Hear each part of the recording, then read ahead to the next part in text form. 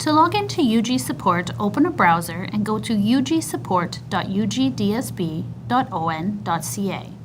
There are two login options. One is the self-service portal, which is where end users will sign in to submit help desk tickets, and the other is operator login, used by IT staff.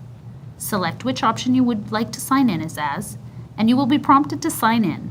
Enter your full UGDSB email address and click Next. You will then be prompted for a password. Enter your current network or Active Directory password and click Sign In. If prompted to stay signed in, click No.